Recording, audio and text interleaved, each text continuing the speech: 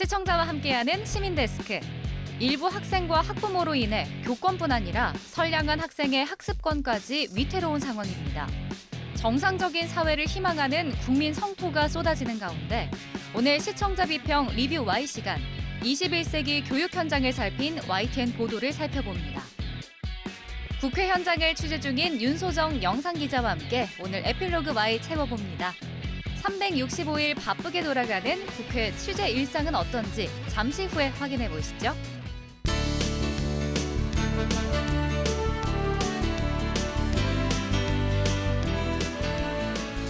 시청자 여러분 안녕하십니까, 김영수입니다.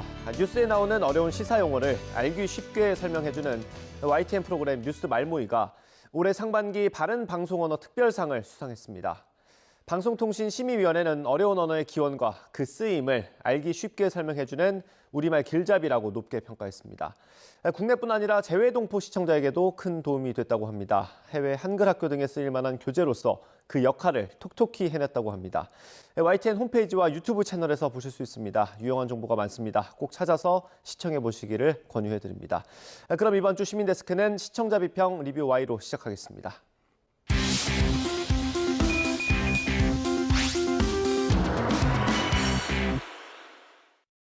네, 세 분 어서 오십시오. 안녕하십니까.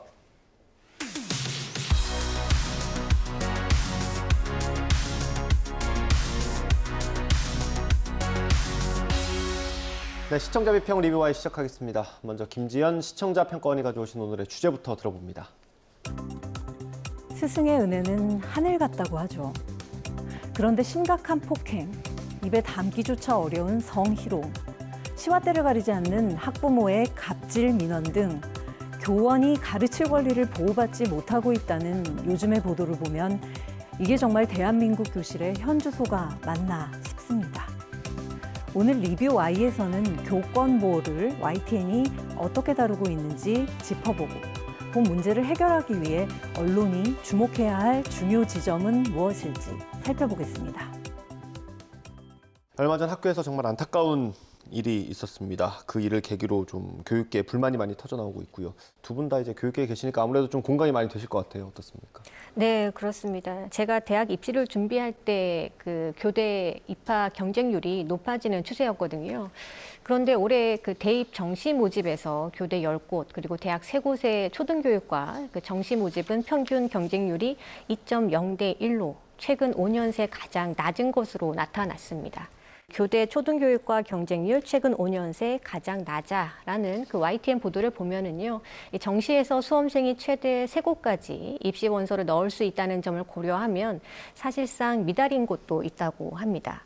하지만 이 교권 추락과 또 임용률 하락, 또 교사의 처우 약화 등도 영향을 미친 것으로 생각해 볼 부분입니다. 최근 그 교권 침해 상황이 막연하게 생각했던 것 이상으로 좀 심각하구나라는 것을 느낄 수 있었는데요. 이 선생님이 되신 분들이 느꼈을 교사로서의 긍지와 자부심은 남달랐을 텐데 그 이면에는 이 주변에 말하기 부끄러울 정도로 교권이 있는가 싶은 그런 부당한 폭력을 당하는 일이 예사였다고 하니까 좀 씁쓸하기까지 했습니다. 임용된 지 2년이 채 안 된 교사가 극단적 선택으로 사망했고요. 또 학생에게 폭행당한 교사의 사건이 알려지면서 이 동료 교사들과 또 시민들이 철저한 진상규명을 요구하고 있는 실정입니다. 교권 확립을 위한 제도 개선이 필요하다는 데에 목소리가 높아지고 있습니다. YTN은 문제 상황이 무엇이고 또 얼마나 심각한지 또 면밀하게 살펴보고 대책을 논의할 필요가 있어 보입니다. 네, 저도 이 사안을 많이 다루면서 공부도 많이 하고 현장 얘기도 많이 들어봤는데 실제로 얘기를 들어보니까 예전이랑 많이 바뀌긴 했더라고요. 어떻습니까? 네, 맞습니다. 안타까운 거는 이 교육이 사실 미래이기도 하지만 과거에 우리 사회를 이렇게 성장시켜온 어떤 동력이기도 하거든요.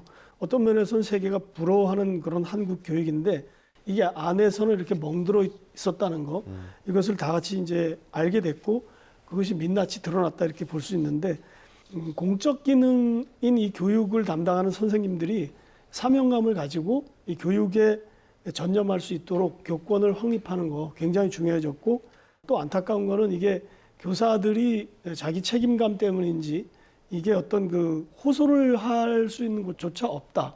이건 어떻게 보면 시스템의 문제인 것 같고요. 그래서 언론도 차제에 이 문제를 적극적으로 제기를 해서 우리 사회가 이걸 푸는 어떤 계기로 삼는데 역할을 해야 될 것 같다 이런 생각을 하게 됐습니다. 예. 뭐 아예 없던 얘기는 아니고요. 이번에 골맞던 게 터진 걸로 볼 수 있을 것 같습니다. 이전에도 비슷한 보도들이 좀 있었죠. 네, 맞습니다. 그 작년 9월 대담이었는데요. 뉴스큐 문제 학생 분리 또 특별교육 의무화, 교실 붕괴 해결될까라는 대담이었습니다. 이 교권 침해가 학교 현장에서 일상화돼 있고 별로 놀랍지 않다는 반응을 다수 교원들이 하고 있다는 내용이 보도됐거든요. 이 문제는요, 선생님들이 교권 침해를 당했을 때 그 마땅한 조치 방법이 없다는 것이 핵심이었습니다. 이 교원 중에선 가해 학생을 피해서 학교를 옮기는 일까지 있다고 하는데요. 교권보호위원회가 있지만 학교는 좋게 넘어가자고 하거나 또 선생님들은 스승과 제자의 일이다 보니 참고 넘어가는 경우도 많고 해서 이 위원회가 유명무실하다는 이야기가 나온다는 솔직한 이야기를 들을 수 있었습니다. 그만큼 교사들이 소극적으로 대처하거나 또 침묵하는 경우가 많다는 것인데요. 이 대담에서 앵커께서 마지막에 좀 적절한 말씀을 해주셨습니다. 이 학생의 학습권 보장이라든지 또 학교 현장의 실리를 회복하기 위해서 근본적으로 고쳐야 할 것은 결국 교권 존중 문화와 또 풍토를 조성하려는 사회적 노력이 아닌가 그런 부분을 좀 생각하게 했습니다. 네, 작년에도 이런 경고음이 있었던 거고 최근 보도를 좀 살펴볼까요? 네. 박관님. 교권보호 관련 보도가 주제로 선정된 아마 이게 가장 큰 이유일 것 같은데요. 연이어 발생한 안타까운 소식이 있었죠. 먼저 6학년 제자에게 폭행당해 전치 3주 상해의 외상 후 스트레스 장애 진단을 받았다는 초등학교 선생님 관련 보도는 최근 우리 사회에 큰 충격을 안겨주고 있습니다. 초등생에 폭행당하는 선생님, 교권 추락 대책은 없나? 보도는 전직 선생님이자 현직 변호사인 임일항 변호사라는 최적의 전문가를 통해 심각한 교권 추락 실태와 그 원인에 대해 지적하고 있습니다. 전문가는 그 원인으로 학부모의 과보호, 교사 인권과 그리고 학생 인권과의 불균형, 여러 제도적인 미비점을 꼽고 있는데요. 제도적인 미비점으로는 교원의 생활지도 가이드라인 같은 것들이 모호하다든지 교원의 권리를 보호한다는 명분으로 제도화된 교권보호위원회라는 게 있잖아요. 근데 이게 제 기능을 지금 다하지 못하고 있다는 점 등을 짚어주고 있습니다. 네, 이 초등학교 선생님의 사연이 알려진 시점, 비슷한 시점에 또 다른 사건이 있었잖아요. 네, 그렇습니다. 교내에서 극단적 선택을 한 선생님의 사망 사건에 대한 진상 요구에 대해서 사회적 목소리가 굉장히 높잖아요. 아직 수사를 통해 이게 진실이 규명되어야 되는 사안이기 때문에 굉장히 다루기가 좀 예민하고 까다로움이 있는 사안인데 앞서 제가 언급했던 대담에 출연했던 임일항 변호사와 본 문제를 적절한 수위에서 이어나간 YTN 보도가 있었습니다. 초등교사 추모 행렬 계속 교육부 인권조례 정비 보도는요. 교사의 극단적 선택 이후 교권 보호를 요구하는 목소리가 더욱 커지는 등 사회적 파장이 만만치 않음을 전하고 있는데요. 폭행당하는 교사의 실태, 학부모 악성 민원 사례 등을 정리된 영상 자료를 통해서 한눈에 알기 쉽게 전하고 있고요. 실제적인 대책과 후속 방안에 대해서 이 전문가가 좀 조목조목 짚어주고 있다는 점이 굉장히 유용했습니다. 이 변호사님의 역할이 좀 주요했던 것 같습니다. 네, 저도 그렇게 생각합니다. 그러니까 이게 이해관계가 굉장히 복잡한 사안이기 때문에 해당 전문가 패널의 정보력이나 역할이 굉장히 중요하다고 할 수 있는데 굉장히 돋보였습니다. 이 전문가가 지적하는 부분들을 좀 정리를 해보면은 선생님의 지도권이 그냥 훈육을 할 수 있다. 아동을 지도할 수 있다. 라는 것까지 규정이 되어 있기 때문에 이게 정확히 그렇다면은 어디까지 할 수 있고 어떤 거는 안 되고 뭐 이런 것들 있죠. 그러니까 이런 것들이 명확하게 규정되어 있지 않아서 이것이 법적 분쟁의 빌미가 되고 있다. 이제 이런 부분을 지적을 하고 있습니다. 네. 대책을 논의하는 과정에서 이제 정부도 그렇고요. 정치권의 여당도 그렇고요. 학생 인권 조례를 지적을 많이 했습니다. 그 부분은 어땠습니까? 네, 이 인권조례에 관한 이야기, 이게 시계를 돌려보면 지난 4월 17일, 그러니까 본 사건들이 일어나기 훨씬 전에 보도죠. 교권 강화, 제도와 급물살, 학생 인권조례는 폐지 수순이라는 YTN 보도가 있었는데요. 학교 교육의 정상화를 위해서 교권과 학생 인권은 대립 관계가 아닌 둘 다를 보호해야 하는 가치인 만큼 둘 사이에 균형점을 찾는 게 무엇보다 중요하다는 날카로운 지적을 한 바가 있습니다. 다만 그 해법에 대해서는 다양한 전문가들의 의견을 다각도에서 청취하고 최적의 방안을 도출할 수 있는 충분한 숙고가 이루어진 후에 보완 정책, 법안이 생산되어야만 또 다른 부작용의 양산을 막을 수 있다고 생각합니다. 이 학생 인권 조례가 과도하냐 또 그렇지 않냐에 대해서는 의견이 좀 갈리는 것 같습니다. 조희연 학생 인권 조례 논의에 배가 산으로 갈 수도, 또 학생 인권 조례 교권 추락 원인이란 주장 만화 등의 여러 보도를 통해 확인할 수 있었는데요. 일부 교사의 문제일 수 있지만 과거엔 권위적인 데다가 학생을 차별하기도 하고 또 심각하게 체벌을 하기도 했습니다. 그런데 이제는 반대로 교사가 그 학생들에게 폭행을 당하거나 또 성희롱을 당하는 믿지 못할 상황이 벌어지고 있습니다. 이제는 오히려 교권 침해를 우려할 정도라니까 이 조정이 필요하다는 여론에 힘을 얻는 것 같습니다. 학생과 교사 모두 그리고 또 서로를 존중할 수 있는 교실 문화가 바뀌지 않는 한 이 문제는 반복될 수밖에 없을 텐데요. YTN은 학생 인권 조례가 과도하게 학생 인권을 강조해서 교권 침해가 우려되는 상황이다라는 이러한 인과관계를 단순하게 전달하지만 말고 이 집단마다 특수성을 고려한 깊이 있는 분석으로 보도를 이어가 주길 바랍니다.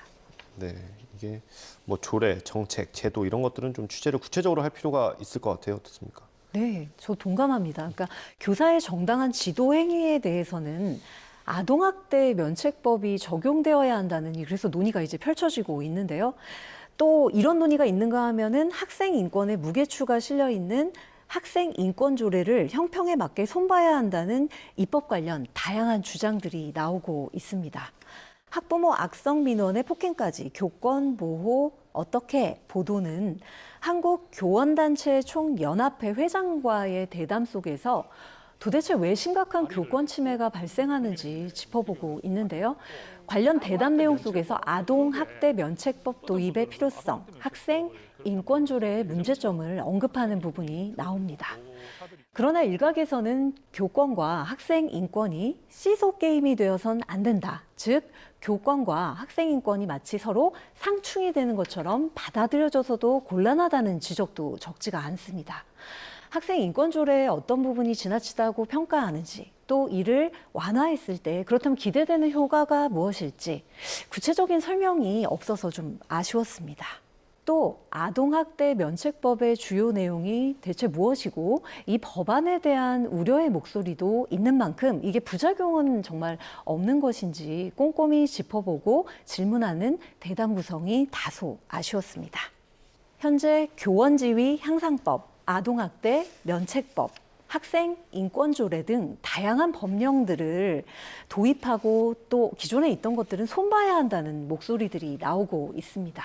이후에 법안의 개정이나 정책 변화가 이루어진다면은 바뀐 법과 정책이 혹여 다른 부작용을 양산하고 있지 않은가에 대해서도 YTN이 지속적인 모니터링을 해주시기 바랍니다. 이처럼 교권 침해를 해결할 수 있는 당장의 제도적 장치를 챙겨보는 것 굉장히 중요하죠. 근데 이것과 함께 장기적으로는 교사의 역할, 여기에 대한 질문이 적지 않습니다. 요새 교사의 역할이 무엇인가, 그리고 나아가 공교육의 궁극적 목표, 즉 철학이 무엇인지 재점검하고 그 목표에 따라 교육 현장이 제대로 작동하고 있는지 살피는 공론장의 기능을 YTN이 지속적으로 강화해 나가기를 바랍니다. 교사의 생활 지도권이 어디까지인가 또 어디까지 가능한가가 좀 궁금했습니다. 이 교사의 학생 생활 지도 권리 법의 명시 소위 통과 보도를 보면은요 관련 내용을 찾아볼 수 있습니다. 이 교사의 학생 생활 지도 권리를 규정한 초중등 그 교육법 개정안이 국회 교육위원회 법안 심사 소위를 통과했다고 보도가 됐습니다.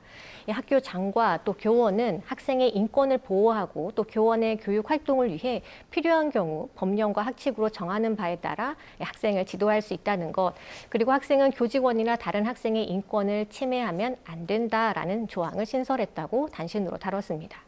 현재 교육부는 고시 개정 사항과 또 현장의 요구 등을 반영해서 이 교육활동 보호 매뉴얼을 개정해서 이번 2학기 개학 시기에 맞춰 보급할 계획을 하고 있다고 하는데요. 생활지도 방법에는 조언, 또 상담, 훈육, 또 훈계 이런 여러 조치에 대한 현실적인 매뉴얼이 만들어질 것이라고 합니다. YTN은 이어지는 취재를 통해서 이와 관련한 점검을 좀 부탁드립니다. 사례별로 매뉴얼이 실질적인 대안으로 작용할 수 있을지 또 학생, 학부모, 또 교사의 평가를 면밀하게 다뤄야 하겠습니다.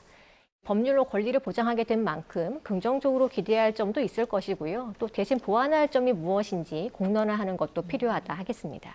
네, 마지막으로 한 가지 더 첨언을 드리자면 앞에서도 언급했지만 본 문제를 해결하기 위해서는 여러 다양한 전문가 그리고 주체들의 목소리를 최대한 경청해야 됩니다. 다만 정치권의 내탁 공방만은 저는 여기서 예외라고 생각을 하는데요. 여야, 교권 침해도 내탓, 괴소포까지 책임 공방, 보도를 보면서 이게 정치권에서 혹여 내탁 공방이 가열되는 것은 아닐까 다소 염려스러웠습니다. 내탁 공방의 가장 큰 문제점은요, 전부 아니면 전무냐, 이쪽 아니면 저쪽으로 논점이 비틀어지기 십상이라는 점입니다. 건강한 토론을 통해 최적의 대안을 고민해야 할 주체 중 하나가 정치권인 만큼 YTN이 이런 기류를 경계하면서 지적하는 이런 보도들을 이어가 주시길 당부드립니다. 네, 마지막으로 실장님 첨언 부탁드립니다.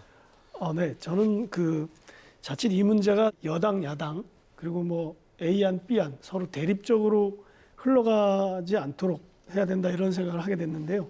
이것을 일종의 이제 정쟁식으로 끌고 가지 말고 그 중에서 합치되는 그 새로운 의견은 무엇인지 해법은 무엇인지 그걸 찾아 나가는 게 언론의 역할 중에 하나라고 생각합니다. 또 주의해야 될 것은 이제 언론도 이거를 어떤 사람이 나와서 단칼에 이 문제를 이런 식으로 해결할 수 있다라는 쪽으로 함정에 빠지지 않도록 하는 것도 저희 언론이 해야 될 일인 것 같습니다. 그리고 이제 또 굉장히 어떤 규칙을 잘 만든다고 해서 이게 다 해결되는 것 같지는 않거든요. 그랬을 때 사회 전체적으로 내가 혹시 저 학부모가 아니었나를 생각해 보게 하는 계기 이런 것들을 만들어주는 역할을 언론이 해야 되겠다 이런 생각을 하게 됐습니다. 알겠습니다. 오늘 리뷰와의 내용 정리 한번 해보겠습니다. 이것만은 꼭 시간입니다. 평가원님부터 한 줄 요약 들어보겠습니다. 교실 위기, 공동체 회복의 계기가 되길. 우리 사회 공동체의 건강한 존속을 위해 반드시 해결해야 할 우선순위 과제입니다. YTN은 본 문제와 관련된 다양한 주체들의 의견 청취를 통해 향후 개선의 방향을 도출하고 사회적 합의에 도달할 수 있는 의견 수렴의 장을 지속적으로 마련해 주시길 바랍니다. 교권 침해로 드러난 오늘 교실의 위기가 공동체 회복의 계기가 될 수 있도록 말이죠. 네, 다음 김수정 박사님 한 줄 평 들어보겠습니다. 충격적 사실만 부각하거나 단순 현상 전달에 그치지 말아야. 이 YTN은 자극적인 상황에 주목해서 사건의 충격 정도를 키우거나 또 갈등을 부추기는 보도는 지양해야 하겠습니다. 학교 안에서 교사, 학부모, 또 학생 간의 갈등이 일어났을 때 민주적으로 의사를 개진하고 또 거기에 대해 합리적인 안을 도출할 수 있는 시스템을 강구하도록 노력을 촉구할 필요가 있습니다. 사회적으로 교직에 대한 잘못된 인식은 없는지 되돌아볼 수 있는 계기를 만드는 데에 YTN이 힘을 보태야 하겠습니다. 네, 오늘 리뷰와의 순서 여기서 마치도록 하겠습니다. 세 분 오늘 말씀 잘 들었습니다. 감사합니다.